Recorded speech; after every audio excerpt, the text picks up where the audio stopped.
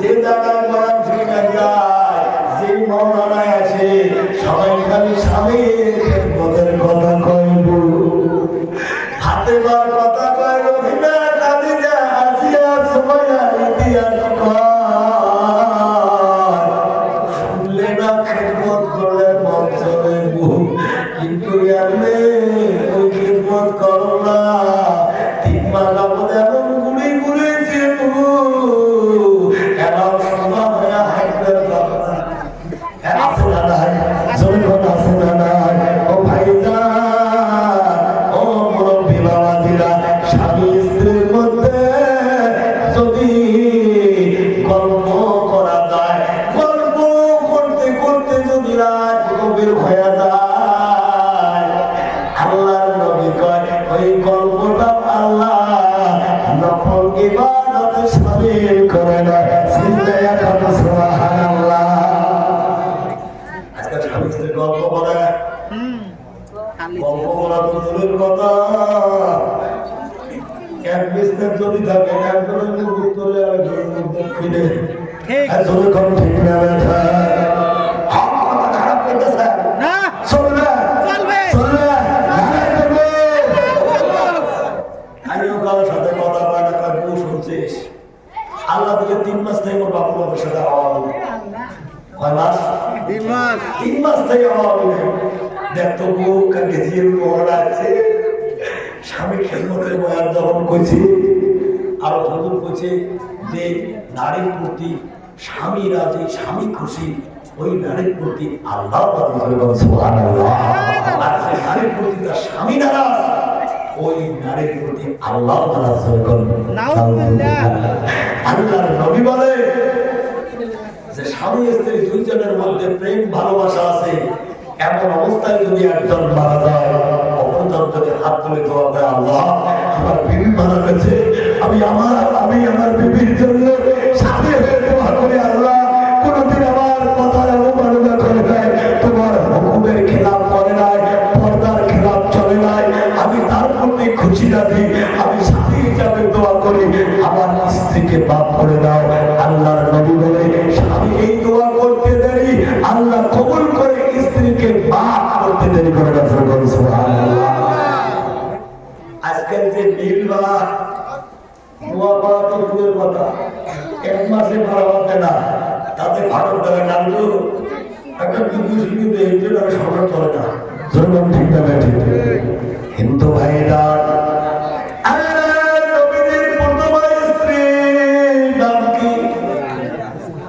খাদিজাতুল কুবরা, খাদিজাতুল কুবরা ইন্তেকালের অনেক বছর পর একদিন আল্লাহর নবী তার সবচেয়ে কোমল স্ত্রী আবু বকরের মেয়ে, তার নামটা হলো আয়েশা,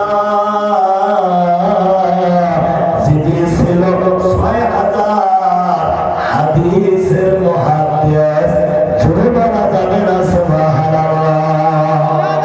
আয়েশার কাছে বলছে, আয়েশা রে, আমি আমার স্ত্রী খাদিজার কথা ভুলতে পারি না। এই কথা যখন বলছে, আয়েশা বলছে, খাদিজার সঙ্গে যখন তোমার বিবাহ হয়, খাদিজার বয়স ছিল 40, তোমার বয়স ছিল 25, আপনি ছিলেন 25 বছরই একজন তেজাল যুবক, আর খাদিজা ছিল 40 বছরই একজন বুড়ি মহিলা, তার কথা কেন আপনি ভুলতে পারেন না? এই কথা বলতে আল্লাহর নবী মহান বলির করে বলে, ওরে আয়েশা, আমার স্ত্রী খাদিজাকে বুড়ি বলো না, বুড়ি বলো না, খাদিজা শুধু আমার স্ত্রী ছিল না রে, খাদিজা ছিল আমি নবীর একটা দরদ, চিল্লাইয়া বলা যাবে না, সুবহানাল্লাহ। এই রাত 5 মাস থেকে হাওয়া হয়ে যায়, মনে আছে তো 5 মাস থেকে হাওয়া হয়ে যায়, 3 মাস থেকে হাওয়া হয়ে যায়, ভোরের টাইমে উঠিয়া বেসরা সুন্দর করিয়া ঠান্ডার দিন মুড়ের আগুন জ্বলাইয়া তপ্পাত হচ্ছে। তো দেখবেন ঠান্ডার দিনে কতগুলো মানুষ আছে লঙ্গিও শেখে, তো মুড়ের আগুন না জ্বলে ঘটুস করে উঠে লঙ্গি করছে। ওই পাশে আবার তার স্ত্রী আগুনে ঝাড়ু দেয়, তার নজরে করছে যে আগুনের ভূমিকা লঙ্গি করছে। এখন চিন্তা করে 3 মাস থাকি তো কথা কম না, না করেও না মরে। ওই লোক গুলি কয় আমরা কারো সাথে আলো করি না, কথাও করি না, আপনার ভূমিকা দিয়ে কাল লঙ্গি পোড়া যায়। এইভাবে সংসার চলছে। জোরে করতে গেলে ও মামন খালা ওয়াজ করতেছি রাত্রিবেলা, দয়া করে কানটা রাখবেন খোলা। 3 নম্বর নবী বলে তোমরা স্বামীর খেদমত করবে, স্বামীর খেদমত করবে, কারণ পৃথিবীর জমিনে আল্লাহ ব্যতীত কাউকে চিন্তা করা জায়েজ নাই, আছে জায়েজ নাই। কিন্তু যদি আল্লাহ ছাড়া কাউকে সিজদার হুকুম থাকতো, নবী বলে নারী জাতিকে তার স্বামীকে সিজদার হুকুম দিত। জোরে বলা যাবে না সুবহানাল্লাহ। ও মা, তোমার নাম ফাতেমা, তোমার নাম রহিমা, তোমার নাম খাদিজা, তোমার নাম সুমাইয়া, তোমার নাম আয়েশা, আছে না নাই?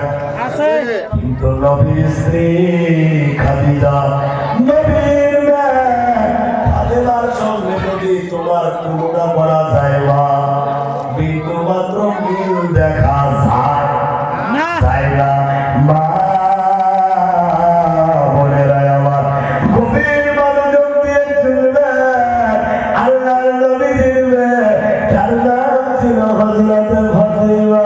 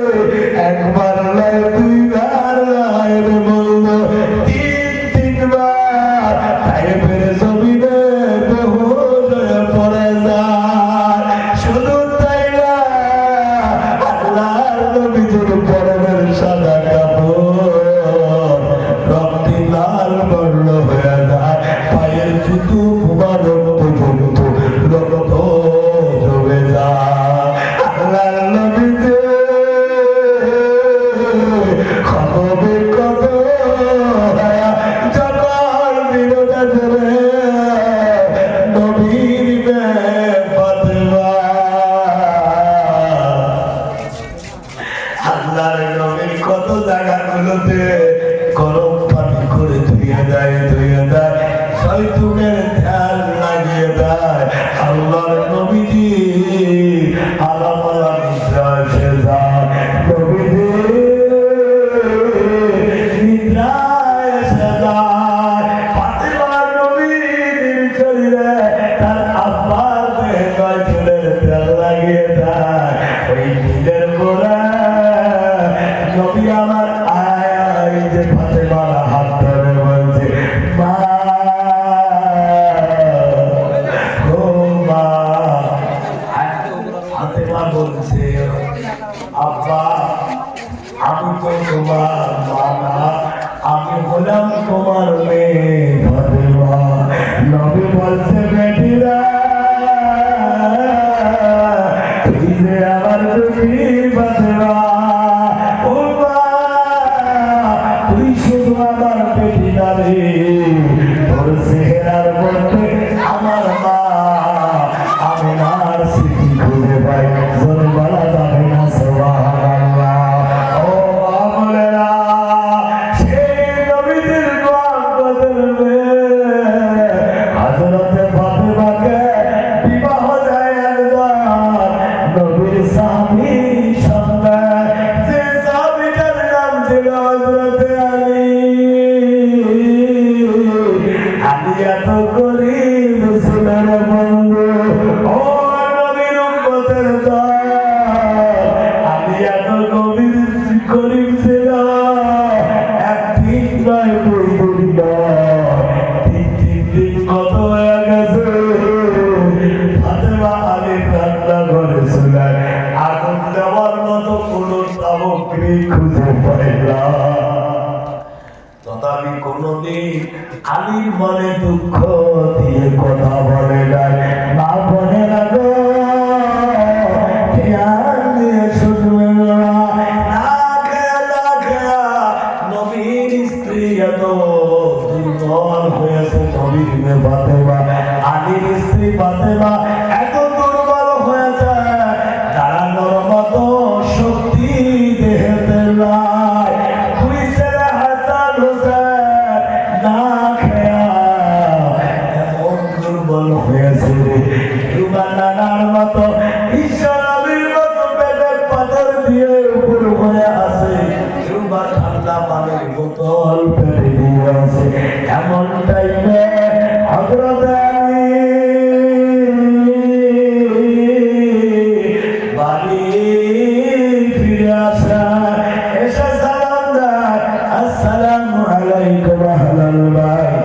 বিবি আমি তোমার স্বামী আলী ফিরে আসছি, দরওয়াজাটা খুলে দাও।